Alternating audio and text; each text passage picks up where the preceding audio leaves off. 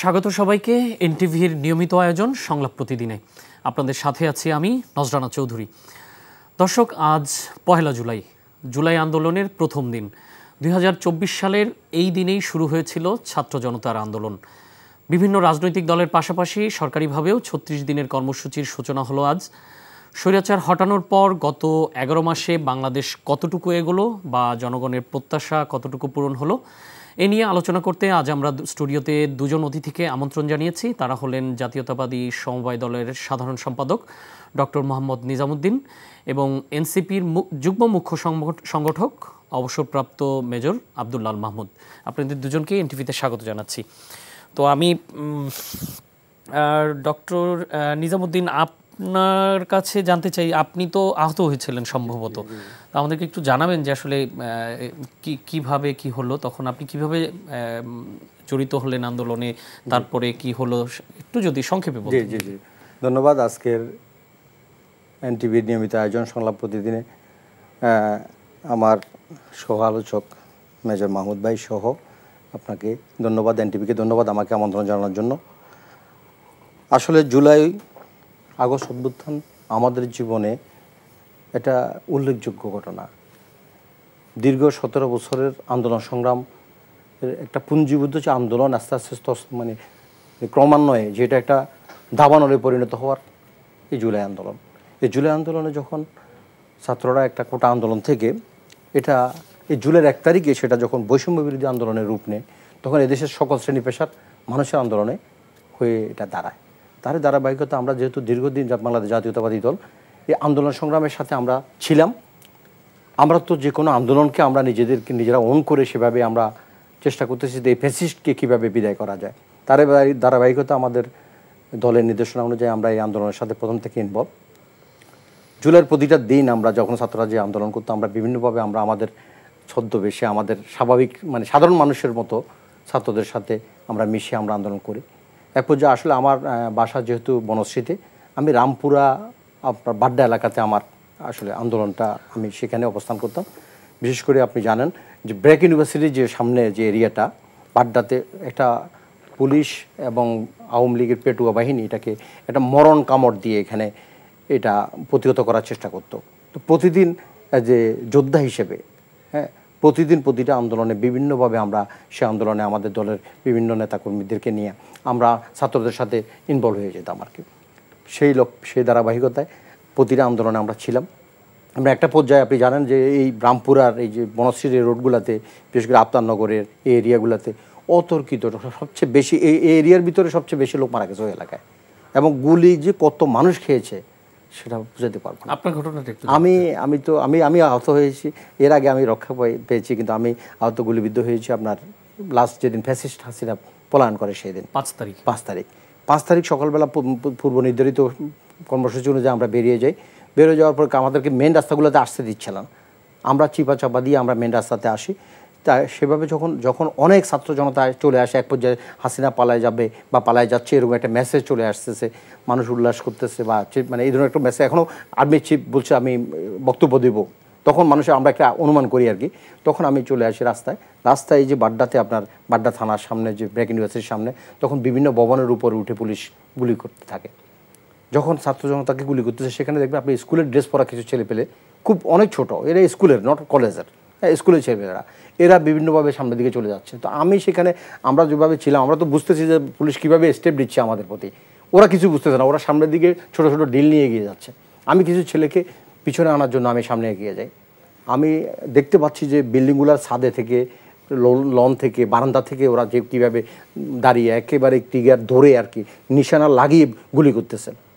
আমি দুটো ছেলেকে পিছনে আনার জন্য যাচ্ছি, এমন টাইমে একটা ছেলের পায়ে গুলি লাগে, সে পড়ে যায়। এটা আর কি পরপর আরেকটা গুলি এক পর্যায়ে তার বুকে লাগে, সে ছেলেটা পড়ে যায়। আমি তাদেরকে বারবার নিবৃত্ত ভাই, বাচ্চা মানুষ, ওদেরকে ওরা চলে যাবে, ওদেরকে আমি এই তোমরা পিছনে আসো। বাট কে কার শুনে? হাসিনার সে দানব বাহিনী সেদিন আমাদের সন্তানদেরকে আমার নিজের চোখের সামনে ওই ছেলেটাকে আমি নিজে কোলে করি পিছনের দিকে আনতেছি, এপাকে আমাদের আরও ছোটো ছোটো ছাত্র ভাইরা যারা আছে কলেজ ইউনিভার্সিটি প্রাইভেট ইউনিভার্সিটির ভাইরা, ওরা ওকে টেনে নিয়ে যায়, চিকিৎসা করে হসপিটালের দিকে নিয়ে যায়। এরপরে আরেকটা ছেলেগুলি খেলো আমার সামনে। এক পর্যায়ে দেখি যে এর পরে টার্গেট আমি এরপরে আপনার একটা জোর পিলার ছিল, কারেন্টের জোর পিলারের একটা এখানে শেল্টার নেই, আমি পুরো দেহটাকে আমি কাত করে সরিয়ে ফেলি, বাট আমার বাম পার একটা অংশ, হাঁটুর নিচের এই অংশটা আমি সেভ করতে পারিনি। ওই একটা গুলি একটা ইলেকট্রিকের ফিলার সাথে লেগে ওই অংশ ছিঁড়ে এসে আমার পায়ে ঢুকছে। এই ছিল আমার কাহিনী, সেটা করুণ কাহিনী, সে রক্তাক্ত অবস্থা এবং নিজের চোখের সামনে কতগুলো লাশ মাটিতে পড়ে যেতে দেখছি। আমি সৌভাগ্যবান যে আমি আজকে বেঁচে ছিলাম। আমি একটু আগে আমি মেজর মাহমুদ ভাইকে বলতেছিলাম যে আমরা যে বেঁচে আছি, এই জুলাই বিপ্লবের পরে, এই জুলাই আন্দোলনের পরে, যদি এই অভ্যুত্থানের পরে যদি হাসিটা টিকে যেত, তাহলে আমরা কেউ মানে আহত হয়ে আমরা বেঁচে থাকার কোনো সুযোগ ছিল না। ধন্যবাদ। আমি একটু অবসরপ্রাপ্ত মেজর আব্দুল্লাহ মাহমুদ, আপনার কাছে জানতে চাই যে আপনি তো সেনাবাহিনীতে ছিলেন, তারপর রিটায়ারমেন্টে এসছেন, তো এই আন্দোলনে আমরা সাবেক সেনা কর্মকর্তাদের এক ধরনের ইনভলভমেন্ট দেখেছি, অফিসিয়ালি আনঅফিসিয়ালি সব জায়গায়। তো আপনার ইনভলভমেন্টটা কেমন ছিল যদি একটু জানাতেন, বা আপনারা কিভাবে, নিশ্চয়ই কাউকে না কাউকে সংগঠিত করতে হয়েছে, সেটা কিভাবে করেছেন? ধন্যবাদ আপনাকে, এনটিভিকে ধন্যবাদ জানাচ্ছি আজকের অনুষ্ঠানে স্বাগত জানানোর জন্য। আমার সহালোচকের শুভেচ্ছা এবং দর্শক শ্রোতা যারা শুনছেন সবাইকে শুভেচ্ছা জানাচ্ছি।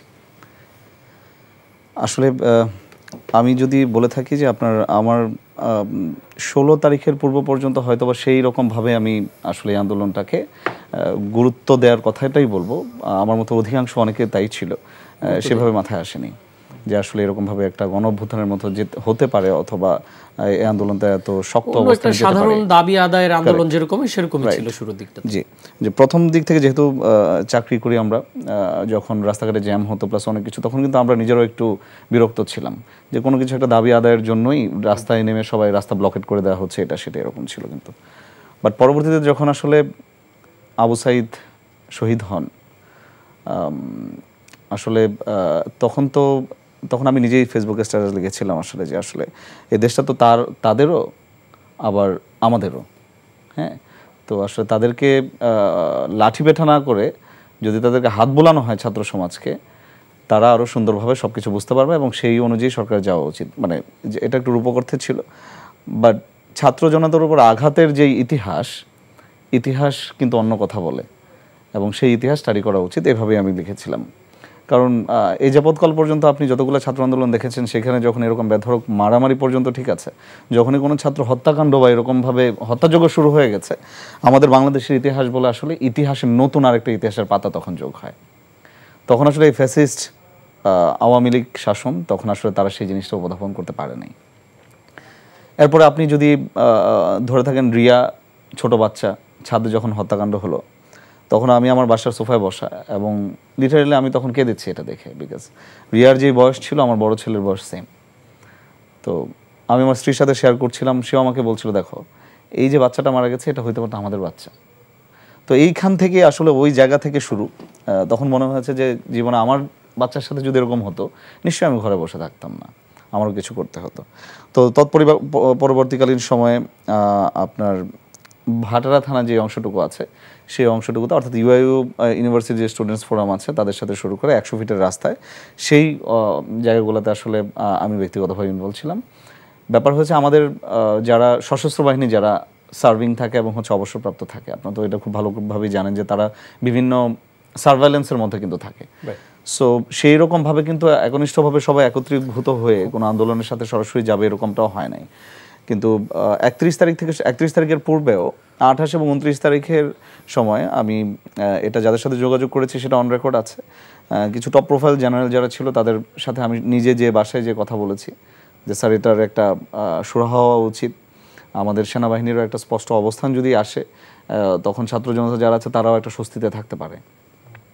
পরবর্তীতে আপনারা দেখবেন যে রাওয়াতে একটা প্রোগ্রাম হয়, যেখানে ব্রিগেডিয়ার শাখাওয়াত স্যার সহ জেনারেল আইকিবি সহ বাকি যারা আছে তারা একটা প্রেস ব্রিফিং করে, তারা সরাসরি এই হত্যাযজ্ঞের বিরুদ্ধে অবস্থান নেয়।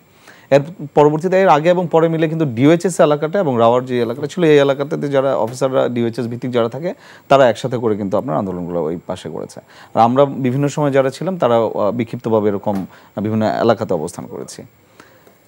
এখন আরেকটা ব্যাপার হচ্ছে আমি এখানে তুলে ধরতে চাই যে আপনার সশস্ত্র বাহিনীর অবসরপ্রাপ্ত যারা আছে তাদের তো একটা বিশাল বড় অবদান ছিল, নিঃসন্দেহে ছিল, এটা সবাই ডকুমেন্টেড এবং সবাই জানে। কিন্তু এখানে আমি মনে করি যে সেনাবাহিনীর ইটসেলফ মানে বাহিনীরও কিন্তু একটা বড় ধরনের অবদান ছিল সেই সময়, যেহেতু সেই সময়টাতে আমি কথাও বলছিলাম কিছু যারা টপ জার্নালিস্ট যারা আছেন স্যারদের সাথে, প্লাস আমাদের যারা কোর্সমেট বলি বা সিনিয়র জুনিয়র বলে তাদের সাথেও কথাবার্তা হচ্ছিল, তারাও একমত সম্পূর্ণরূপে এই সরকারের যে আগ্রাসন ছিল সেটা সম্পূর্ণ বিপরীত ছিল, অ্যাগেনস্টে ছিল, কিন্তু তারা সেটা বলতে পারছিল না। কিন্তু সেটা ইজাব, হ্যাঁ সেটা ইজাব হয় 3 তারিখের যে বৈঠক হয় সেই বৈঠকের মধ্যেই ইজাব হয় যে আসলে সেনাবাহিনী ছাত্র জনতার উপর গুলি চালাবে না। এইটা আমি মনে করি যে সার্ভিং অফিসার যারা আছে তাদের সরাসরি আন্দোলনের সাথে অংশগ্রহণের একটা শামিল। কারণ আপনি যখন একটা স্টেটমেন্ট দিচ্ছেন রাষ্ট্রের একটা কাঠামো হিসেবে, রাষ্ট্রের সংগঠন অঙ্গ সংগঠন হিসেবে বা ইনস্টিটিউশন হিসেবে যখন আমি স্টেটমেন্ট দিচ্ছি রাষ্ট্রের একটা সিদ্ধান্তের বিপরীতে, তার মানে আমি রাষ্ট্রের বিরুদ্ধে রিভল্ট করলাম। আমি মনে করি সেটাও একটা অভ্যুত্থান ছিল সিপাহীদের পক্ষ থেকে, যে অভ্যুত্থানটা হওয়া উচিত ছাত্র জনতার পক্ষে সেটা ছিল।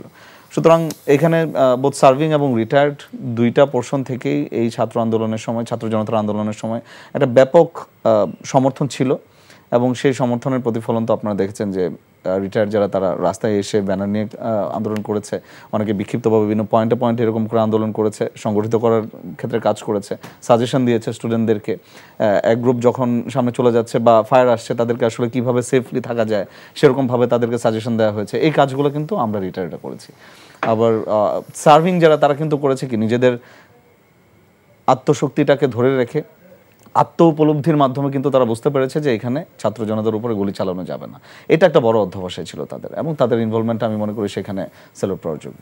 জি, ধন্যবাদ। আমি আপনার কাছেই মেজর আব্দুল্লাহ আল মাহমুদ, আপনার কাছেই আরেকটা প্রশ্ন নিয়ে আসতে চাই যে আপনি তো এনসিপির সাথে ইনভলভ আছেন, তো একেবারে পলিসি লেভেলেই বলা চলে। তো এনসিপির আহ্বায়ক নাহিদ ইসলাম গতকালকে একটি গণমাধ্যমে কথা বলেছেন, সেখানে তিনি বলেছেন যে জুলাইয়ের পরে প্রত্যেকেই যে যার এজেন্ডায় চলে গেছে, ঠিক আছে। তো এর ফলে অনেক কিছুই করা সম্ভব ছিল যেটি আসলে করা যায়নি। তো আপনার কি মনে হয় যে এটা আসলে উনি কেন বলেছেন? ডেফিনেটলি উনি নিশ্চয়ই ব্যক্তিগত মত দেননি, এটি ওনার দলীয় মতই হবে, সেজন্যই আপনাকে জিজ্ঞাসা করছি। আসলে যার যার ম্যান্ডেটে চলে গেছে এটার স্পষ্ট প্রমাণ হচ্ছে দেখেন আমাদের মধ্যে এত অনৈক্য, যেই ঐক্য একসাথে হয়ে ফ্যাসিবাদ বিরোধী আন্দোলন করেছে। ফ্যাসিবাদ যখন দেশ থেকে চলে গেল, ফ্যাসিজম যখন আমরা একটা অবসান করলাম, বাকি সবগুলা দল যখন একসাথে মিলে কাজ করেছে আগে আন্দোলনের সময়, পরবর্তীতেও কিন্তু একইভাবে একসাথে হাতে হাত রেখে কাজ করে আমাদের যেই বিচার, তারপর হচ্ছে আমাদের যে সংস্কার এবং নির্বাচনকে সামনে রেখে সেটার যে সংস্কারমূলক কার্যক্রম আছে সেইগুলোতে কিন্তু আমাদের একটা ভূমিকা রাখা অত্যন্ত জরুরি ছিল। কিন্তু সেটা না করে আমরা যেটা স্পষ্টতই দেখেছি যে একটা সেগমেন্ট শুধু বিচার, আওয়ামী লীগ নিষিদ্ধ এবং বিচার এবং সংস্কারের কথা বলে যাচ্ছি আমরা, এবং আমরা বলছি না যে নির্বাচন হবে না, আমরা বলছি যে সংস্কার এবং হচ্ছে বিচারের মধ্য দিয়ে তারপর পরবর্তীতে আমরা নির্বাচনে যেতে চাই। এবং পাশাপাশি ধরেন বিএনপির মতো একটা বড় দল যখন আসলে সংস্কারের পক্ষে, তো এখন ঐক্যমত্য কমিশনে অনেক আলোচনা হচ্ছে, কিন্তু তৎকালীন সময়ে বিগত জাস্ট রিসেন্ট পাস্টে কিন্তু সেই আলোচনাটা হয় নাই। তখন তাদের কিন্তু একটাই ম্যান্ডেট ছিল যে নির্বাচন, যত দ্রুত নির্বাচন দেওয়া যায় তত ভালো। ঠিক আছে, তাদের যে যুক্তি ছিল যে আমরা নির্বাচনের মাধ্যমে নির্বাচিত গভর্নমেন্ট যারা আসবে তারা সংস্কার করবে, তারা এই বিচারটাকে আগায় নিয়ে যাবে। আমরা সেক্ষেত্রে বলেছি যে সংস্কারের যে রোডম্যাপ, যে ছোট সংস্কার বা বড় সংস্কার যেটাই বলি না কেন, সেটা একটা রোডম্যাপ হতে পারে। সেই রোডম্যাপটা স্পষ্ট করার জন্য মানুষের কাছে, এবং নির্বাচন হলেও নির্বাচনের পরবর্তীতে ওই সংস্কার কার্যক্রমটা বাধাগ্রস্ত হবে না, বিচারের একটা স্পষ্ট প্রতিফলন আমরা নির্বাচনের আগেও দেখতে চাই, এবং পরবর্তীতেও সেটা যে চলমান থাকবে সেটার একটা বন্দোবস্ত আমরা চেয়েছি। সেটাও কিন্তু আমরা সরকারের কাছ থেকেও পাইনি, এবং আমি যদি বলে থাকি একটা দায়িত্বশীল বড় দল হিসেবে বিএনপির পক্ষ থেকে এখানে অনেক কিছু করার ছিল, সেই ক্ষেত্রে তাদের থেকেও আমরা রেসপন্সটা ওরকমভাবে আমরা পাই নাই। যার কারণে নাহিদ ইসলাম আমাদের আহ্বায়ক বলেছেন যে আসলে এই গণ অভ্যুত্থানের পরবর্তীতে আমরা একই ফোকাসড হয়তোবা আমাদের থাকা যেত, সেটা না করে আমরা যার যার ম্যান্ডেটে চলে গেছি। এখন আমাদের ম্যান্ডেটটা হয়ে গেছে টোটালি বিচার সংস্কার কেন্দ্রিক, এবং পরবর্তীতে নির্বাচন অবশ্যই আমরা সেটাকে ওয়াকিবহল এবং এটাকে অ্যাড্রেস করছি। আর বিএনপি সহ কিছু দলের ম্যান্ডেট হয়ে গেছে ধরেন আগে নির্বাচন পরে অন্য কিছু, পরবর্তীতে তারা কথাবার্তা বলতে চায়। এবং আপনারা দেখেছেন যে ঐক্যমত্য কমিশনের যে মিটিংয়ে সেখানেও মেজরিটি দলগুলো যখন একটা পক্ষে ভোট দিচ্ছে বা একটা পক্ষে অবস্থান নিচ্ছে, সেইখানেও কিন্তু তাদের অবস্থানটা ডিফারেন্ট। সেটা যদি আলোচনায় আপনার আসে তাহলে পরবর্তীতে বলতে পারি, বাট এখন যদি বলতে হয় খুব মোটা দাগে যে আসলে নির্বাহীর যে ক্ষমতাটা সেটা যখন কমে যাওয়ার প্রশ্নে বা ব্যালেন্স করার প্রশ্নে যখন ঐকমত্য কমিশনে একটা আলোচনা হচ্ছে, সেইখানে তারা কোনো অবস্থাতে নির্বাহী ক্ষমতা কিন্তু কোনোভাবে হ্রাস করা বা কমানোর পক্ষে নয়, সেটা বিভিন্ন সংস্কার অথবা বিভিন্ন আমাদের যে মেকানিজমের কথা হচ্ছে সংসদের এবং সিটের ক্ষেত্রে সেটার মাধ্যমে। জি, ধন্যবাদ। আমরা একটু ডক্টর নিজামের কাছে যেতে যাচ্ছি। আমি আবারও নাহিদ ইসলামের একটি বক্তব্যকে কোট করেই প্রশ্নটা করব। এটা এই জন্যই করছি যেহেতু আজকে জুলাইয়ের প্রথম দিন এবং এই নাহিদ ইসলাম বা এরা যারা ছিলেন বৈষম্যবিরোধী ছাত্র আন্দোলনের নেতৃত্বেই কিন্তু এই অভ্যুত্থানটা সংগঠিত হয়েছিল সবার সহযোগিতায়। সেজন্যই আমি নাহিদ ইসলামকে আজকে এখানে নিয়ে এসেছি।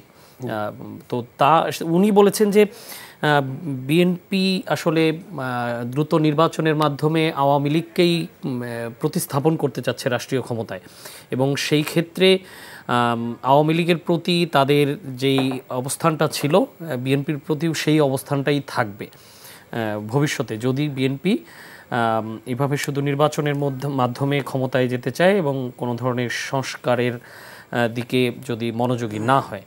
তো আপনার কি মত? আপনি তো বিএনপির সাথে রিলেটেড আছেন, এজন্যই আপনার কাছে জিজ্ঞাসা করছি, বিএনপি কি আসলেই সংস্কার বাদ দিয়ে নির্বাচনমুখী বেশি হচ্ছে? অ্যাকচুয়ালি আমি নাহিদ সাহেবের যে বক্তব্য, এই বক্তব্যের সাথে দ্বিমত পোষণ করতেছি। বিএনপি, শহীদ প্রেসিডেন্ট জিয়াউর রহমান বিএনপির প্রতিষ্ঠা করেছেন সংস্কার বিষয়টাকে, রাষ্ট্রীয় সংস্কার সহ সেই আগের যে গদবাঁধা নিয়মের সংস্কারের মাধ্যমে একটা বহুদলীয় গণতন্ত্র আনয়নের জন্য এবং সকল দলমতের মানুষের, সকল মানুষের যে আশার প্রতিফলন করে একটা সুন্দর রাষ্ট্র গঠনের জন্য বিএনপি প্রতিষ্ঠা।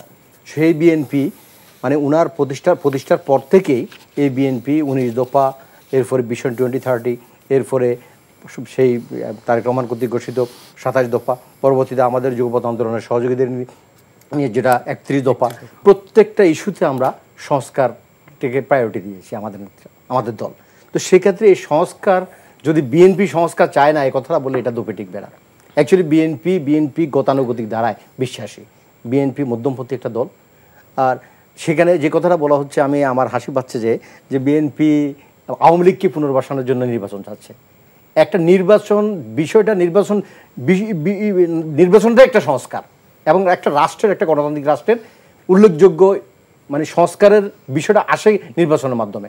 আপনি নির্বাচিত সরকার আইসাই তো পরবর্তী সরকার যে ফ্যাসিস্টের রূপ নিচ্ছে, দানবের রূপ নিচ্ছে, তার যে কর্মপদ্ধতিগুলোকে, তার যে কার্যক্রমকে সংস্কারের মাধ্যমে নতুন কিছু দিবে। তো সেক্ষেত্রে নির্বাচন যদি সেই নির্বাচনকে ওরা সংস্কারের থেকে বাদ দিয়ে ওরা বলতেছে এখানে আওয়ামী লীগকে পুনর্বাসন।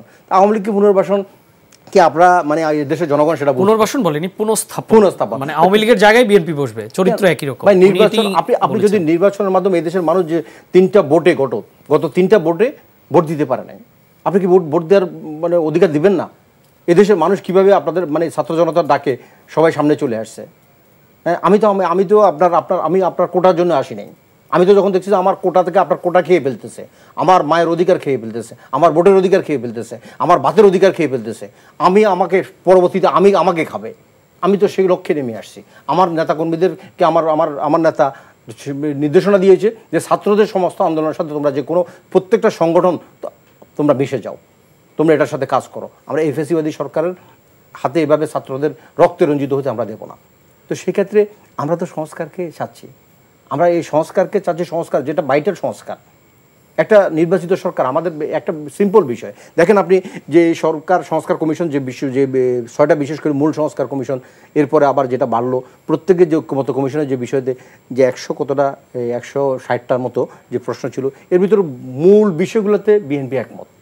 আপনি দেখেন বিএনপি যদি বলতে পারতো যে বিএনপি ক্ষমতা আসলে আমরা করবো, আমরা মেনে যাইলাম এখন সব কিছুতে, বলে গেলাম, তারপরে আমরা আসলে করবো, আমরা করলাম না। শেখ হাসিনা তো এরকম করে নেই, অনেকে তো করে নেই, বাট বিএনপি ওই দ্বারা রাজনীতি করে না। তারেক রহমান উনি বলছে ডিবেটের মাধ্যমে অনেক কিছুতে বিএনপির যে প্রস্তাবনা ছিল এটার সাথে একমত ছিল না, কিন্তু অনেক বিষয়তে আপনি যেমন সবচেয়ে উল্লেখযোগ্য সংবিধান 70 ধারা, এখানেও বিএনপি চলে আসছে এবং সংসদের যে স্থায়ী কমিটি 4টা প্রেসিডেন্ট, ওটাতে বিএনপি একমত হয়েছে। এখন বিএনপিকে আপনি যে সংস্কার মানে না, বিএনপি কোনটা করতেছে না, এই যে কথাটা বলতেছেন এটা সম্ভবত ঠিক হচ্ছে না। এটা ইনজাস্টিস হচ্ছে বিএনপির প্রতি। আর এখানে এই বিএনপি এই জুলাইতে সব একক দল হিসেবে বিএনপির সবচেয়ে বেশি শহীদ হয়েছেন। আমরা ছাত্র জনতার নেতৃত্বে আমরা ছিলাম, নোটা ওটা অস্বীকার করতে পারি না, কারণ ফ্যাসিবাদী সরকারের বিভিন্ন রূপে বিএনপির যে কোনো আন্দোলন সংগ্রামকে তারা দুলিশ্বাত করার জন্য বিভিন্নভাবে তারা মানে বিভিন্ন মাধ্যমে তারা আমাদেরকে দমন করেছে গত 17টা বছর। তো সেক্ষেত্রে যখন ছাত্রদের এই আন্দোলনটাকে আমরা তো ক্রেডিট দিতে চাই না, কিন্তু কেউ যে মানে যে এর আগে ফ্যাসিবাদী সরকার গত 15-16টা বছর যেভাবে মুক্তিযুদ্ধকে বিক্রি করে খেয়েছে, আমার তো ভয় লাগে যে জুলাই আন্দোলন একজন সৈনিক হিসেবে যে দেশের যে আমাদের প্রায় মোর দেন 1400 থেকে 1500 শহীদের রক্তের বিনিময়ে বহু আহত মানে শহীদ সরকারি হিসাবে 834 হ্যাঁ জাতিসংঘ যে বিষয়টা দিচ্ছে আর কি, সেক্ষেত্রে তো আমরা 1400+। হ্যাঁ, তো সেক্ষেত্রে আমাদের দলের যে হিসাব আছে যে আমাদেরও 734 জন শহীদ হয়েছেন, আমাদের মূল বিএনপির।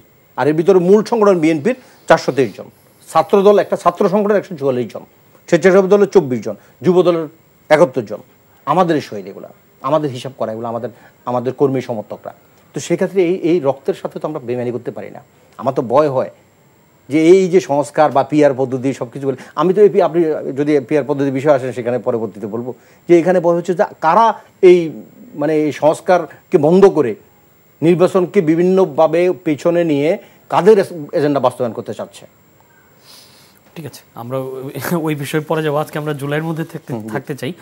তো আমি মেজর মাহমুদ, আপনার কাছে একটি বিষয় যে আপনার এনসিপির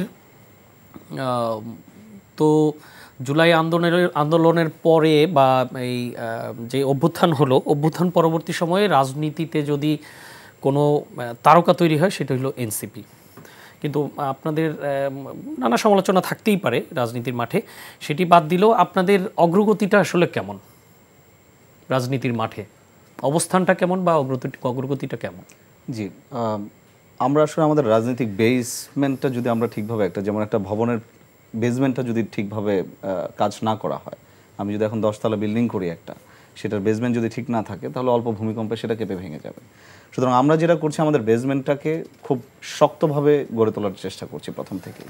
আপনি এই জন্য দেখবেন আমরা খুব তাড়াহুড়া করে কোনো কাজ করছি না। আমাদের ভিতরে রাজনৈতিক সেল আছে, তো সেটার মাধ্যমে যারা নতুন রাজনীতিতে এসছে, অনেকে নতুন রাজনীতিতে এসছি আমরা, তাদেরকে কিভাবে শেখানো যাচ্ছে রাজনীতির বিভিন্ন ধারা এবং সব কিছু, প্লাস জাতি গঠনে অথবা দেশের সেবায় একটা রাজনৈতিক দল আসলে কি উইংয়ে কাজ করতে পারে, একটা শ্যাডো গভর্নমেন্টের আন্ডারে থেকে শ্যাডো গভর্নমেন্টের মতো করে একটা রাজনৈতিক দল তার বিভিন্ন উইং দিয়ে কীভাবে কাজ করে এবং প্রপার ওয়েতে কীভাবে কাজ করতে পারে, সেই রকম শিক্ষণীয় বিষয়গুলো কিন্তু আমরা সবসময় এক্সারসাইজ করছি। প্রথম থেকে আমি এই দলের যেহেতু একজন মুখপাত্র হিসেবে এখন কথা বলছি, যে জিনিসটা আমি প্রত্যক্ষ করেছি এবং আমি সবচেয়ে ভালো লেগেছে সেটা হচ্ছে অ্যাকাউন্টেবিলিটি। এখানে যে কেউ একজন সাধারণ সদস্য থেকে শুরু করে যে কেউ, নাহিদ ইসলাম প্লাস আমাদের অন্যান্য যারা ডেকোরাম আছে, সবাইকেই সরাসরি প্রশ্ন করতে পারছে যেটা এরকম কেন হচ্ছে, এটা এরকম কেন নয়। তার মানে হচ্ছে একটা জবাবদিহিতার কালচারটা, গণতন্ত্র যেটা আমরা বলছি, সেই গণতন্ত্রটা আমরা আমাদের পার্টি অফিস থেকেই প্র্যাকটিস করি, খুব পুঙ্খানুপুঙ্খভাবে এটা প্র্যাকটিস করা হয়। আই উইশ এটা যদি ধরেন আমাদের পার্টিতে আসলে কিভাবে আমরা এই ডেমোক্রেসিটা প্র্যাকটিস করে যদি বাইরে দেখানো যেত, হয়তো অনেক বেশি অ্যাপ্লজ হইতো, বাট এটা তো করা যাচ্ছে না। বাট আমি দায়িত্ব নিয়ে বলতে চাই, আমাদের গণতান্ত্রিক যে চর্চাটা সবচেয়ে বেশি আমাদের পার্টি ডেকোরামে হচ্ছে এই মুহূর্তে। সেকেন্ডলি, আমরা আমাদের লক্ষ্য এবং উদ্দেশ্যটাকে আমরা ঠিক করতে চাচ্ছি এবং আমরা গঠনতন্ত্রটাও কিন্তু সেরকমভাবেই করেছি যাতে করে আমাদের মধ্যে, পার্টির মধ্যেই যেন আমাদের কোনো স্বৈরাচারীর একটা ভাবধারা যেন কখনো না আসে। সেজন্য আপনি দেখবেন আমাদের পার্টি সেক্রেটারি এবং প্রেসিডেন্ট 3 বছরের বেশি হতে পারবে না এবং সর্বোচ্চ 2 ম্যাচ সারা জীবনের মধ্যে। তার মানে চাকরিতে যেমন আপনি চাকরি করছি, আমরা একটা প্রমোশনের জন্য we wish for a promotion, চাই যে আমি এক সময় ভালো কাজ করে প্রমোটেড হব। সুতরাং আমাদের মধ্যে আমরা সেই গঠনতন্ত্রটা এরকম করেছি যেন একটা আমার তৃণমূলের নেতা যিনি আছেন বা কর্মী যিনি আছেন, তিনিও যেন একসময় স্বপ্নে দেখতে পারেন যে উনি একসময় পার্টি প্রধান হবেন। শুধু স্বপ্ন না, সেটা যেন বাস্তবে পরিণত হয়, সেভাবেই হবে। ইভেন আমাদের যে কাউন্সিলগুলো হবে সেখানে উপজেলা পর্যন্ত আমরা কাউন্সিলের কথা বলেছি। সুতরাং গণতান্ত্রিক চর্চাটা আমরা পার্টির মধ্য থেকেই করছি, যাতে করে এটা যদি আমাদের জিনের ভিতরে যদি এটা ইনবিল্ড হয়ে যায়, ঢুকে যায়, তখন যখন আমরা রাষ্ট্র পরিচালনা করার মতো গুরুদায়িত্ব আমাদের হাতে আসবে ইনশাআল্লাহ, তখন কিন্তু আমরা সেই চর্চাটাই কিন্তু অটোমেটিক্যালি আমরা সরকারের মধ্যে দেখতে পারবো।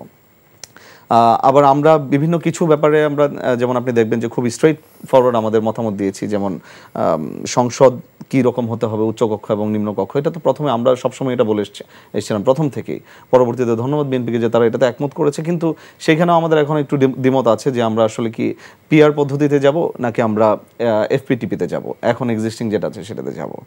এখন আপনি যদি সেটাতেও আমাকে জিজ্ঞেস করেন যে আমরা সেটাতেও অ্যানালাইসিস করেছি, আমরা গ্রামে গঞ্জে গিয়েছি, মানুষের সাথে কথা বলেছি যে আপনি যখন ভোট দিচ্ছেন সেটা রিফ্লেকশনটাকে আসলে আপনি দেখতে পাচ্ছেন কিনা।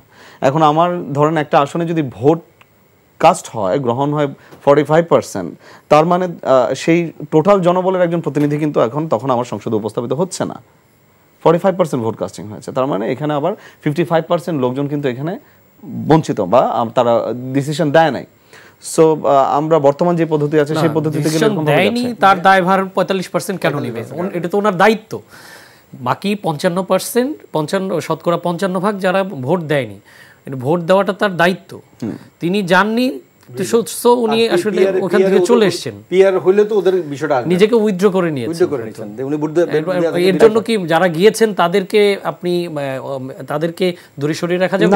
তারা তো রাইট প্রয়োগ করেছে, যে রাইট প্রয়োগ করে নাই তারটা কিভাবে গ্রহণযোগ্য হয়? যিনি রাইট প্রয়োগ করেছেন তার উপরে চলে যায় কি? আমি ওখানে আসছি, দেখেন আপনি যিনি প্রয়োগ করেছেন গুড ফাইন, এটা একটা ডেমোক্রেটিক প্রসেসের মধ্যে অ্যাবসলিউটলি আপনার FPTP first pass the post, এটা একটা ডেমোক্রেটিক ওয়ে অ্যান্ড হাইলি এটা আপনার প্র্যাকটিসড ওয়ে। কিন্তু আমার সেটার মাধ্যমে আমার যে ভোটিং ব্যবস্থা বর্তমানে, আমি যখন বলছি যে 55% লোক আমার ভোট দিচ্ছে না, তার মানে অধিকাংশ জনবলকে আমি ধরেন এখানে আমার হিসাবের বাইরে যাচ্ছে তারা। এখন সেই পদ্ধতিতে আসলে কেন ভোট দিচ্ছে না সেটা তাহলে একটা স্টাডি হওয়া উচিত। নির্বাচন কমিশনের সেটার এডুকেশন একটা সেক্টরে পাঠানো উচিত বা বিভিন্ন ইনস্টিটিউশনে পাঠানো উচিত, তারা একটা স্টাডি করে দেখবে কেন আসছে না। বিকজ আমি যদি বলেই থাকি যে গণতান্ত্রিক ধারার মাধ্যমে আমার একটা সরকার রচিত হচ্ছে, ওয়ারেজ আমার 55% লোক সেই প্র্যাকটিস থেকেই দূরে, তখন আমি সেটা একটা সুস্থ ব্যবস্থা বলছি না। আরেকটা যে জিনিস হচ্ছে, আপনার যখনই আমি এফপিটিপিতে যাচ্ছি, বর্তমান যে ব্যবস্থা আছে সেই ব্যবস্থাতে যখন আমি থাকছি, সেটা একটা পলিটিক্যাল পোলারাইজেশনের মতো আমি মনে করি। কেন মনে করছি? আপনি দেখেন বিগত 15 বছর না, আপনি আগের নির্বাচনগুলো যদি দেখেন, সংখ্যাগরিষ্ঠতার দিক থেকে কিন্তু 1 থেকে 2টা নির্বাচন বাদে বাকি সবগুলোতে ডিফারেন্স অনেক বেশি ছিল। এখন আমার 300 আসনের মধ্যে যদি আমি ধরেন 40% ভোট পেয়েছি, 40% ভোট পাওয়ার পরে যদি আমি সংসদ গঠন করি, সেক্ষেত্রে দেখা যাচ্ছে আমার 65% সংসদীয় আসন আমি নিয়ে যাচ্ছি, আমি যেই দল 45% ভোট পেয়ে জিতেছি আমি, রাইট? সো এটা তো একটা প্রপোর্শনাল হলো না। এখন আপনি যদি এটা অন্য দেশের সাথে তুলনা করেন যে সেই দেশও তো এরকম আছে, হ্যাঁ, আমার ভোট কাস্টিং তো সেই দেশের মতো না।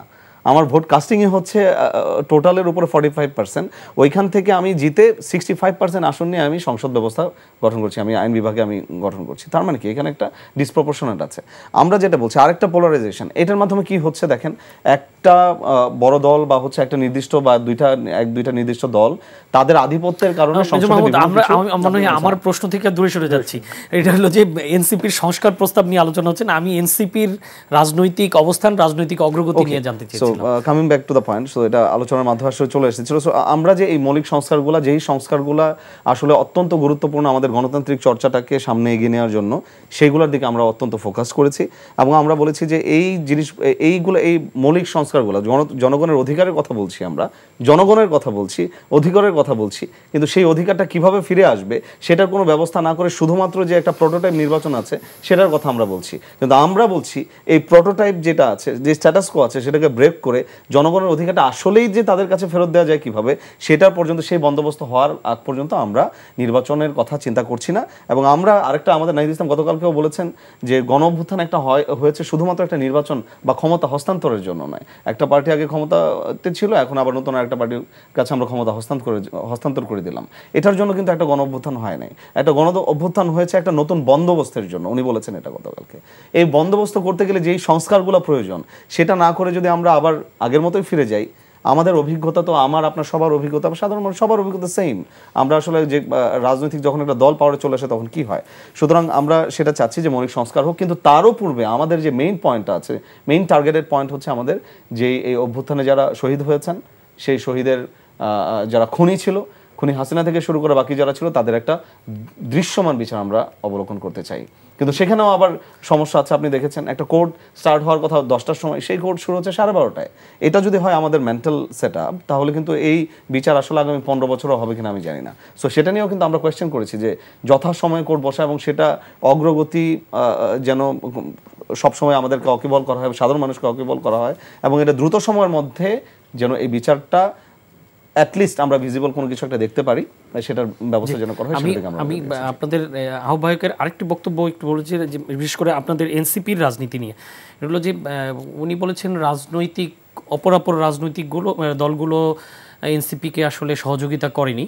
তো এটি তো আসলে একটা সবাই তো প্রতিদ্বন্দ্বী, এক রাজনৈতিক দল আরেক রাজনৈতিক দলের, তো সেখানে অন্য দলগুলো কেন সহযোগিতা করবে? আপনারা তো নতুন প্রতিদ্বন্দ্বী হিসেবে আবির্ভূত হচ্ছেন। প্লাস উনি আরেকটি কথা বলেছেন, সেনাবাহিনী থেকেও সমর্থন আসেনি। আমরা তো সেনাবাহিনীকে বাংলাদেশের রাজনীতি থেকে দূরে রাখার জন্যই কথাবার্তা হচ্ছে, সেখানে সেনাবাহিনী কেন একটি রাজনৈতিক দলকে সহায়তা করবে? এই কথাটা কেন বলেছেন আসলে? আচ্ছা, আমার মনে হয় সেটা হচ্ছে লাস্ট যেই ক্যান্টনমেন্টে যে ডিসকাশনটা হয়েছিল, যেটার এখনো পর্যন্ত কিন্তু আমি বলবো যে ফর্মাল কোনো ডিক্লারেশন কিন্তু আইএসপিআর থেকে হয় নাই। সুতরাং আমি সেটাকে কোট করতে পারছি না। আপনি যদি আমাকে জিজ্ঞেস করেন, আমি বলবো যে সেটা নন কোটেবল এখনো পর্যন্ত। সুতরাং যেটা শোনা গিয়েছে বিভিন্ন চ্যানেলের মাধ্যমে বা নিউজ মিডিয়াতে যেটা এসেছে, সেটার উপর ভিত্তি করে উনি হয়তো বা ওনার কনসার্নটা যেটা আছে সেটা রেজ করেছেন। সেনাবাহিনী থেকে আসলে এনসিপি সমর্থন পায়নি, এই কথাটা আসলে কেন আসলো, এইটা একটু জানতে চাই। কেন? আমি আপনাকে যেটা বললাম আর কি, যে আসলে এটা ওই কনটেক্সটের থেকে বলা হয়েছে। আমি মনে করি নাহিদ ইসলাম ওই কনটেক্সট থেকে বলেছেন, যেহেতু একটা বাইরে যে নিউজটা এসেছিল যেটা আইএসপিআর ভেটেড না, যে আপনার ডিসেম্বরের মধ্যেই নির্বাচন হতে হবে বলে যেরকম একটা খবর ছাপা হয়েছিল।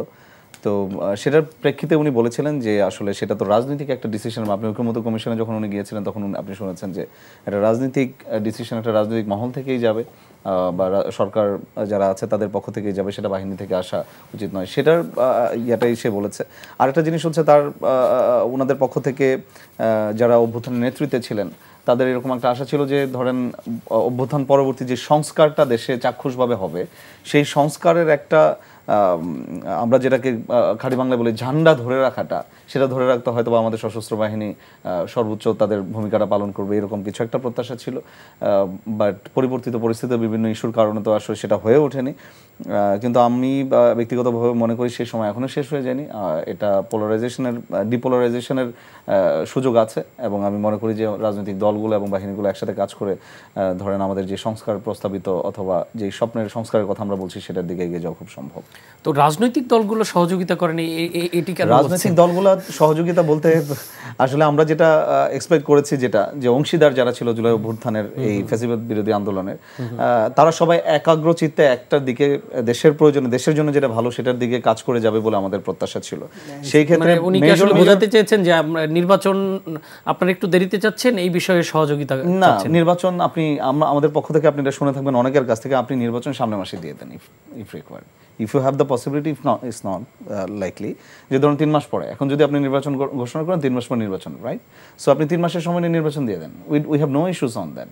কিন্তু আমাদের যে ইস্যুটা, আমরা যে কথাটা বলছি, যেই শহীদদের রক্তের উপর দিয়ে আমরা এই নির্বাচনের কথা বলছি, বিভিন্ন সংস্কার অথবা সকল কথা বলছি, আলোচনা করছি, ফ্যাসিবাদ বিরোধীর কথা বলছি, তো সেই শহীদদের যে শহীদ হলো তাদের সেই বিচারটা কি চাক্ষুষ দেখতে চায় না তার পরিবার?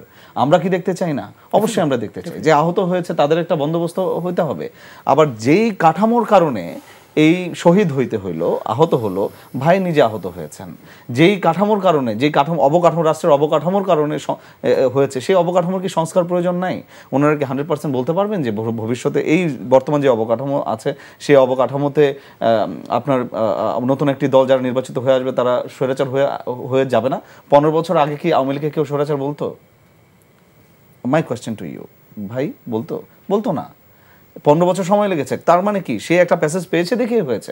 আমরা বলছি যে সেই প্যাসেজটা যেই ওয়েটা আছে সেই ওয়েটাকে বন্ধ করেন, বন্ধ করে যেই সংস্কারের মাধ্যমে আসুক বিএনপি ক্ষমতায়, কোনো সমস্যা নাই তো। যেই দল ক্ষমতায় সংখ্যাগরিষ্ঠতা হবে তারা আসবে, এটা এনসিপিও হতে পারে, কোনো সমস্যা নেই। কারণ মানুষ তো এখন বুঝতে শিখেছে, দেখেছে মানুষ বিগত সময়গুলোতে আসলে বড় এবং ছোট দল বলতে কোনো কিছু নয়, বরঞ্চ দেশপ্রেম জিনিসটা বড় ছোটতে হয় না, বরঞ্চ এটা ডিসিশন মেকার যে তারা, জনগণ এখন বুঝতে পেরেছে, মানুষ বুঝতে পেরেছে। যদি ভোটিং সিস্টেম প্রপার হয় সেই ক্ষেত্রে মানুষ সেভাবে সিলেক্ট করে নেবে। কিন্তু আমরা বলছি এর পরবর্তীতে রাষ্ট্র কাঠামো যখন কাজ করবে, একটা সরকার ব্যবস্থা যখন কাজ করবে, বিভিন্ন অংশীদার যারা আছে এবং অঙ্গীভূত সংস্থাগুলো যেগুলো আছে সেগুলো যদি রিকভারেশন না করা হয় তাহলে পূর্বের অবস্থা আবার ফেরত যাবে, সেটাকে ট্যাকেল দেওয়ার মতো কোনো বন্দোবস্ত নাই। জি, আমরা একটু ডক্টর নিজাম আপনার কাছে আসতে চাই যে এই জুলাই যে ঘোষণাপত্র এনসিপির পক্ষ থেকে বারবার দাবি করা হচ্ছিল এবং পরবর্তীতে তারা তো রেডি ছিল যে কালকে ঘোষণাপত্র পাঠ করা হবে, সেইখানে সরকারের পক্ষ থেকে বলা হলো যে সেই ঘোষণাপত্র আসলে সব রাজনৈতিক দলের সম্মতিতে সরকারই ঘোষণা করবে, কিন্তু সেই জায়গা থেকে অনেক দিন পার হয়ে গেছে, নদীতে পানিও অনেক গড়িয়ে গেছে, কিন্তু সেটি আর আসেনি। তো এখন এনসিপি তো সিদ্ধান্ত নিয়েছে বোধহয় 3 অগাস্ট শহীদ মিনারে সেটি ঘোষণা করবে। তো বিএনপিও কিন্তু বলেছিল যে এটার সাথে তারা জড়িত থাকতে চায়, কিন্তু হঠাৎ করে এই জায়গাটায় এনসিপি একা হয়ে গেল, সরকারের পক্ষ থেকেও সমর্থন পাচ্ছে না। বিএনপির অবস্থান কি জুলাই ঘোষণাপত্রের বিষয়ে? বিএনপি তো যে সংলাপগুলোতে বসছে, দেখেন এখানে যেটা সবাই সর্বসম্মতিক্রমে যেটার ভিতরে, আমি কিন্তু জুলাই সনদের কথা বলছেন, জুলাই ঘোষণাপত্রের কথা। জি, জুলাই ঘোষণাপত্রের ব্যাপারে বিএনপি বলছে যে ঠিক আছে, সকল দল যদি একমত হয় এবং যেসব বিষয়গুলোতে একমত হবে সেটা দিয়ে ঘোষণাপত্র হবে এবং সেটা অবশ্যই সরকার ঘোষণা করবে। কারণ যদি এটা তো এনসিপির বিষয় না, এক ছিল যে জুলাই আন্দোলনে যারা শরিক ছিল তাদের ব্যাপার, এখানে তো আন্দোলনের শরিকদের বিষয় না। এটা একটা রাজনৈতিক দল তো জুলাই ঘোষণা দিতে পারে না কোনোভাবে। বিএনপি নিজেও জুলাই ঘোষণা এককভাবে কোনো দেওয়ার এখতিয়ার দিতে চাচ্ছে ওরা। সেক্ষেত্রে সরকারকে প্রত্যেকটা দল যেটা ঐক্যমতের ভিত্তিতে বসে জুলাই ঘোষণাটা রেডি করবে, সেটা সরকার সেটাকে ডিক্লেয়ার করবে। বিএনপি এটাই চাচ্ছে এবং সবাই সর্বসম্মতিক্রমে যেটা সিদ্ধান্ত হয় সেটাই বিএনপি মেনে নিচ্ছে এবং সেটাকে বাস্তবায়ন করতে চাচ্ছে বিএনপি। তো আমি একটু মেজর আব্দুল্লাহ মাহমুদ আপনার কাছে একটি বিষয় জানতে চাই যে এই যে আন্দোলনের শুরুটা হলো জুলাইয়ের 1 তারিখে, এটা কোটা বিরোধী আন্দোলন ছিল, কিন্তু এখন দেখা যাচ্ছে সেই কোটা বিরোধী আন্দোলন থেকেই হয়ে গেল এই পর্যন্ত একটি স্বৈরাচার সরকার বিদায় হয়ে গেল, সেই আন্দোলনটা অনেক বেশি ব্যাপকতা লাভ করার কারণে এখন আবার সেই কোটার দিকেই যাচ্ছে। জুলাই আন্দোলনে যারা শহীদ হয়েছেন, যারা আহত হয়েছেন, এটিকে আপনারা কিভাবে দেখেন? আপনার দলের দৃষ্টিভঙ্গি কি? আমরাও এটি কি এক ধরনের স্ববিরোধিতা হয়ে যায় না? যারা রক্ত দিলেন যেই দাবিতে, যেই ইস্যুতে, সেই জায়গাটায় যদি কম্প্রোমাইজ করা হয় তাহলে রাজনীতিটা থাকে কোথায়? একটা জিনিস হচ্ছে আপনার প্রথম যে আন্দোলনটা হয়েছে কোটা বিরোধী আন্দোলন, সেখানে কিন্তু নির্দিষ্ট পার্সেন্টেজের উপরে কোটা বিরোধী আন্দোলন হয়েছে, রাইট? আর এখানে যেটা বলা হচ্ছে যে শহীদদের পরিবার যারা আছে তাদেরকে চাকরিতে অগ্রাধিকার দেওয়া হবে। হ্যাঁ, না একই কথা, বাট ডিফারেন্স আছে। একটা হচ্ছে আপনার বাইন্ডিংস, যে আমার এত পার্সেন্ট যাবে মাস্ট, আই নো দ্যাট আমার হচ্ছে 10 জনের মধ্যে যদি আপনার 50% থাকে কোটা, আমার 5 জন যাবে যে কোনো একটা গোষ্ঠী, রাইট? আর এখানে বলা হচ্ছে তাদেরকে অগ্রাধিকার দেওয়া হবে। এটা একটা সিম্প্যাথির দিক থেকে কিন্তু বলা হচ্ছে, আমি ব্যক্তিগতভাবে মনে করি। কিন্তু এখানে সরকারকে আরও স্পষ্ট হওয়া উচিত, তাদেরকে স্পষ্ট হওয়া উচিত এরকম করে যে আলটিমেটলি যারা শহীদ হয়েছে তাদের পরিবার থেকে যে কোনো একজনকে, হ্যাঁ, যে আমার পরিবারের একমাত্র ছেলে আমি, যখন আমি নাই তার মানে আমার পরিবারটা তো পথে বসে গেছে, রাইট? সো তাদেরকে একটা ধরেন লাইভলিহুড জীবনযাপন করার জন্য কোনো একটা ওয়ে যদি করে দিতে হয়, সেক্ষেত্রে তাদেরকে সেরকমভাবে স্পেসিফিক করে দেওয়া উচিত একটা পরিবার থেকে একজনকে এই পরিবারের বন্দোবস্ত বা ব্যবস্থাপনা ঠিক রাখার জন্য যে কোনো একটা চাকরিতে তাদেরকে ধরেন অগ্রাধিকার দেওয়া হবে, কিন্তু সেটা চলমান থাকবে, তার ছেলে তার ছেলে তার ছেলে, এই ধারণাক্রম যেটা আছে, ধারাক্রম যেটা আছে, সেটার সাথে আমরা একমত না। ঠিক আছে? তো আমাদের পার্টির আপনারা যারা দায়িত্বশীল আছে, আপনি দেখবেন যে সবাই এটা পাবলিকলি বলেছেন যে ব্যবস্থার মাধ্যমে সরকার এটা ঘোষণা করেছে সেটা ঠিক হয়নি, তাদেরকে আরও এখানে স্পেসিফিক্যালি বলে দেওয়া উচিত। এবং ঢাকা বিশ্ববিদ্যালয়ের কোটা সিস্টেম চালু করছে জুলাই আন্দোলন আহত নিহতদের জন্য, সেটি নিয়েও আপনাদের পক্ষ থেকে তেমন কোনো প্রতিক্রিয়া আমরা পাইনি বা দেখিনি। আমরা টোটাল এই কোটা সিস্টেম যেটা করছে সরকার এককভাবে, আমরা মনে করি যে এটা ডিসিশনটা নিয়েছে, এখানে যারা অন্যান্য অংশীদার আছে বা বিভিন্ন দল আছে, আমি মনে করি এই ফ্যাসিবাদ বিরোধী সকল দল যারা অংশগ্রহণ করেছে সবার সাথে ডিসকাস করে আসলে এই কোটা হবে কি হবে না, বা অগ্রাধিকার দেওয়া হবে না, কোটার ব্যবস্থা না, অগ্রাধিকারের কথা বলা হচ্ছে, অগ্রাধিকার দিবে কতটুকু সেটাও আমার মনে হয় যে এটা এখানে মেনশন করা উচিত বলে আমি মনে করি।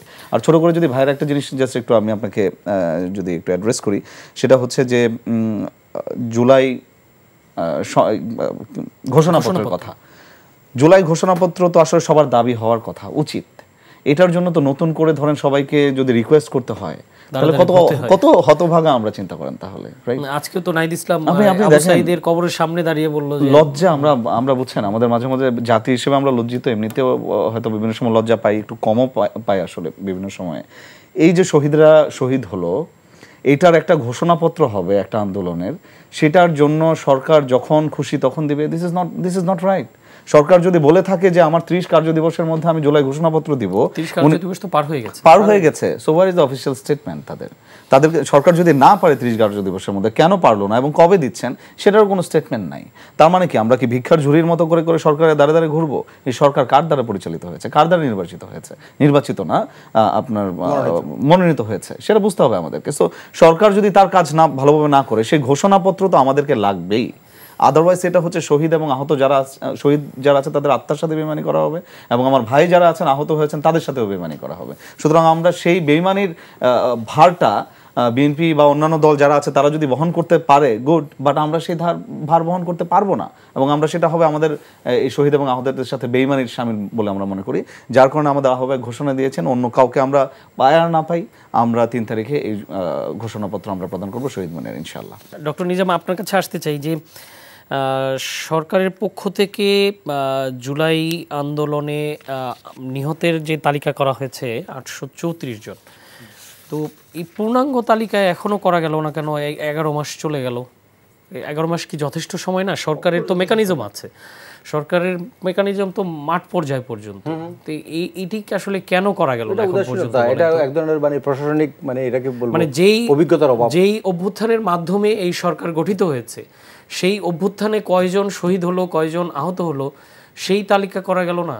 না, এটা তো একটা দুঃখজনক বিষয় যে এই সরকার যাদের রক্তের উপর দাঁড়িয়ে এই সরকার আজকে আপনি হুইসেল বাজাচ্ছেন, আপনি দেশে বিদেশে ঘুরতেছেন, হ্যাঁ, আপনি সমস্ত কিছু তো অক্কা না করে আপনি ম্যাগজিন নিয়ে আপনি এয়ারপোর্টে ঢুকে যাচ্ছেন, আপনার কি দায়িত্ব না সেখানে? আপনি কেন পারবেন না এখানে মানে জাতিসংঘের হিসাব অনুযায়ী 1400 বা সরকার অনুযায়ী 800 সামথিং, তো এদের হিসাবটা আপনি কেন করবেন না? এবং এদের শুধু এদের না, এদের 14 গোষ্ঠীর হিসাবটা আপনার এতদিনে আপনার হাতে চলে আসার কথা। আপনি উদাসীন, আপনি আসলে কী নিয়ে ভাবতেছেন এই দেশের জনগণ আমরা বুঝতেছি না সাধারণ মানুষ। এটা সরকারের উদাসীনতা, বাট এটা কি বলবো মানে প্রশাসনিক দূরদর্শিতার অভাব। আবার এদের চিকিৎসা ব্যবস্থা নিয়েও তো অনেক কথা ঝামেলা হচ্ছে, অনেক কথা আছে। আপনি দেখেন এই যে আমরা যেটাকে আপনি একটু আগে বলছিলেন যে কোটার কারণে, আমাদের মাহমুদ ভাইকে আপনি প্রশ্ন করছিলেন যে কোটার কারণে আজকে এই বিষয়ের আমরা এই সরকারকে আজকে এখানে বসিয়েছি, কোটা ইস্যুকে, সেই কোটা দিয়েই তারা আবার কোটা ডাকতে চায়, মানে রক্তকে ডাকতে চায় কোটা দিয়া। আপনি যদি মানে এই রাষ্ট্রের জন্য, ওদের জন্য, শহীদদের জন্য, আহতদের জন্য কিছু করতে চান, কত রকমের ওয়ে আছে। আপনি আমার দুঃখের সাথে জানাচ্ছি, আমার বাড়ি ফেনী, এবং আমি বিভিন্ন জেলাতে উপজেলাতে দেখেছি যে ছাত্রলীগের যে খুনি বাহিনীর, খুনি হাসিনার পেটুয়া বাহিনী, সবচেয়ে যে মানে লাঠিয়াল যে হাতুড়ি বাহিনী, ছাত্রলীগের সদস্য আপনার জুলাই যোদ্ধা হিসেবে তার নাম আছে। আমরা কী করি? এই সরকার আপনাকে তো এরকম বাংলাদেশের ইতিহাসে আমি বলবো যে আপনি তো মানে একজন স্বনামধন্য অ্যাঙ্কর, আপনি জানেন বাংলাদেশের ইতিহাসে কোনো সরকার দীর্ঘ 11 মাস এত সুন্দরভাবে উইদাউট ঝামেলা ছাড়া, কোনো বিশেষ করে মানে মাঠের বিরোধী দলগুলো যারা, রাজনৈতিক দলগুলো যারা, কোনো সরকার কীভাবে রাষ্ট্র পরিচালনা করার সুযোগ পাইছে? ওনারা হওয়ার পরও কেন ওরা এই কাজগুলো করতে পারলো না? যে মব জাস্টিসটাকে কেন কন্ট্রোল করতে পারলো না? কেন ল অ্যান্ড অর্ডার সিচুয়েশনকে ওনারা কন্ট্রোল করতে পারলো না? কাদের অযোগ্যতা আছে? জানেন, কিছু কিছু মানে আমাদের উপদেষ্টাদেরকে নিয়ে কথাবার্তা আছে, উনি মনে হচ্ছে কিছু শুনে না, তদন্ত হচ্ছে না, দুদক কী করতেছেন, যে কারা কী করতেছে। আপনি দেখেন যে লুট মানে শেখ হাসিনা যেটা বলছে, ওই যে আপনি একটা বিষয় আছে যে পিয়ন, শেখ হাসিনা নিজে হাসতে হাসতে বলছে যে আমার পিয়নের কাছে 400 কোটি টাকা, আর আমাদের বর্তমানে যে ছাত্র উপদেষ্টা যে উনার পিয়নে 313 কোটি টাকা নিয়ে যাচ্ছে, নিয়োগ বাণিজ্যের মাধ্যমে গাজীপুরে প্রশাসক বসানোর মাধ্যমে 20 কোটি টাকার ওনার লেনদেনের কথা আসতেছে। কোথায় তদন্ত কমিশন, কোথায় দুদক, কেন এগুলো কাজ করতেছে না? যে আমাদের ইউনুস মহোদয় তো মানে এগুলোর ক্ষেত্রে ওনার উল্লেখযোগ্য ভূমিকা আমরা দেখতেছি না। এবং আমাদের মান্না ভাই মানে যে সেই প্রদীপ সাবেক ছাত্রনেতা মান্না ভাই বলে যে ইউনুস মহোদয় কোনো কিছু বলে ওনাকে বলে উনি শুধু হাসে, জবাব দেয় না, পরবর্তীতে উনি একটা বলে ফেলতেছে। ব্যাপারটা তো এরকম না। আপনি এখন এই যে সরকার এখানে আছে, এই সরকারটা তো অন্য সময় সাধারণ সরকারের মতো না। এদেশের মানুষের ফার্স্ট বুঝতে হবে মানুষ কোন লক্ষ্য এবং উদ্দেশ্য নিয়ে আপনাদেরকে বসিয়েছেন, সেটা আপনাদেরকে বুঝতে হবে। আর এখানে শুধু আমি বলবো এটা অবশ্যই ওনাদের সদিচ্ছার অভাব। আমি জানি না ওনার ভিতরে কে বা কারা আছেন, কারা কোন উদ্দেশ্যে বসে আছেন, কেন ওনাকে লং টাইম পর্যন্ত ওনারা বসে আছে যে কাজগুলো করতেছে না, করলে তো শেষ হয়ে যাবে। ওনার কথা অনুযায়ী যে উল্লেখযোগ্য সংস্কারগুলো, গুরুত্বপূর্ণ সংস্কারগুলো হয়ে গেলে আমরা নির্বাচন দিয়ে দেবো, নির্দিষ্টভাবে বলে না যে ফেব্রুয়ারি 1 উইকের কথা হচ্ছে। ওনারা ডিলে করতেছে নির্বাচনটাকে, মানে দেরি করার জন্য, প্রলম্বিত করার জন্য। তাই আপনার ঘোষণা দিয়েই দিয়েছেন এপ্রিল থেকে ফেব্রুয়ারিতে এসছেন না? না, উনি আসছেন, কিন্তু উনি তো উল্লেখযোগ্য এই যে বিচারের যেটা বললো, এটা কে করবে? এটা কি বিএনপি করবে, এনসিপি করবে? এটা তো সরকারই করবে না, কিন্তু বিএনপি তো বলছে যে বিচার তো তারা বিএনপি চালিয়ে নিয়ে যাবে। অফকোর্স চালিয়ে নেবে, এটা চলমান প্রক্রিয়া। আর বিএনপি এই বিচার না চালানোর তো কোনো কারণ নাই, কারণ আজকে যে এনসিপি যে নেতাকর্মীরা, ওনাদের অতীত বিভিন্ন ছাত্রলীগ আছে, বিভিন্ন রকমের সংগঠন আছে, ওনারা রাজনীতি করে নাই বিভিন্নভাবে, বাট আমরা তো বিএনপি ধরেন সেই ছাত্রদল থেকে আমরা বিএনপি করি। আর বিএনপির প্রত্যেকটা নেতাকর্মী শত শত মামলা, হামলা, গুম সমস্ত কিছু নিয়ে আমরা যুদ্ধ করতেছি। আমরা সেই আওয়ামী লীগকে ভুলে যাবো? এই আওয়ামী লীগের নির্যাতন আমি ভুলে যাবো? গত রমজান ঈদে আপনাকে বলি, আমি গত রমজান ঈদেই গ্রামের বাড়িতে ঈদ করতে গেছি। ঈদের আগের দিন বাড়িতে যাই, মানে জাস্ট ঢুকছি, আমাকে মানে পুলিশ প্রশাসন থেকে এসপি মহোদয় বলছে, ভাই এলাকাতে আসছেন, একটু এলাকাতে নর্মালি ঈদ করেন, কোনো রকমের মানে গ্যাদারিং করেন না, মেহমান অতিথি যেন বাড়িতে কম আসে। দেখেন, আমাদের মেহমান নিয়েও রেস্ট্রিকশন ছিল, আমার বাড়ি থেকেও আমার সাথে দেখা করতে আসবে সেটাও রেস্ট্রিকশন ছিল। এরপরও সেগুলো নিয়ে আমরা বাড়িতে ঈদ করতেছি।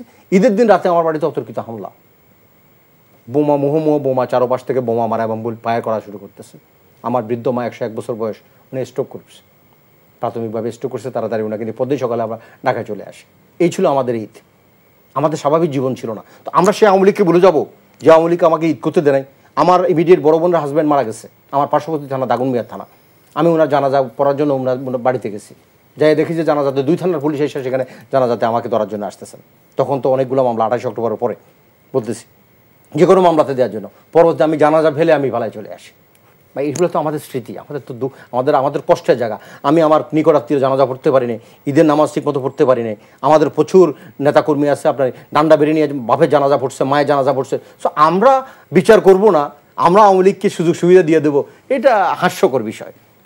জি, আমি একটু মেজর মাহমুদ আপনার কাছেও আসতে চাই যে আপনাদের সাথে সরকারের সখ্যতার কথা শোনা যায় সব জায়গায়, যে সরকার আসলে আপনাদেরই সরকার, কিংস পার্টি বা সরকারের রাজনৈতিক সংগঠন হলেন আপনারা। তো আপনাদের মতামতটা কি, যে এই যে এত 11 মাস কিন্তু কম সময় না, এই সময়ে সরকারের যে মেকানিজম আছে, এতে এই তালিকাটা করাটা কি 11 মাস যথেষ্ট সময় নয়? অবশ্যই যথেষ্ট সময়। কেন এই 11 মাসের মধ্যে ওনারা করতে পারেন না, এটা সরকারের একটা স্পষ্ট ব্যর্থতা। এটা ডানেও কোনো কথা হওয়া উচিত না, বামেও কোনো কথা হওয়ার সুযোগ নেই। এটা সরকারের ব্যর্থতা। প্রথমে তাদেরকে এই ব্যর্থতা মেনে নিতে হবে এবং তাদেরকে একটা মানে খুব স্বল্প সময়ের মধ্যে টাইমলাইন দিয়ে এটাকে ঠিক করে ফেলতে হবে। কারণ আপনি এটা যখন একটা নির্বাচিত সরকার যখন ক্ষমতায় আসবে, বাংলাদেশের সিস্টেম অনুযায়ী, আপনিও বুঝেন এটা, আমিও বুঝি, আমরা যখনই তৃণমূল থেকে নাম সংগ্রহ করতে চাই তখন তাদের আপটেক অথবা মেধার প্রতি আমি প্রশ্ন করবো, বাট এটা একটা স্বজনপ্রীতি চলে আসে অটোমেটিক্যালি। আপনি এখন একটা নিরপেক্ষ নির্দলীয় একটা সরকার এখন চলছে, অন্তর্বর্তীকালীন সরকার, এখনই অনেকের আত্মীয় স্বজনের নাম চলে আসছে অনেক জায়গায়, তো তখন তো আরও বেশি আসবে। সার্টিফিকেট, বাংলাদেশের মেডিকেলগুলোতে সার্টিফিকেট পাওয়া খুব একটা কষ্টকর কিছু না, এটাই বাস্তবতা। আমাদেরকে এটা মেনে নিয়ে তারপর ধরেন ডিসকাশন টেবিলে যেতে হবে। সুতরাং এটা সরকারকে অনতি বিলম্বে এটা তাদেরকে করা উচিত এবং যে কোনো উপায় হোক তাদেরকে নির্দিষ্ট টাইমলাইনের মধ্য থেকে দিয়ে প্রমিস করে দেন এটাকে তাদের আসলে একটা ফুল স্টপে নিয়ে আসা উচিত।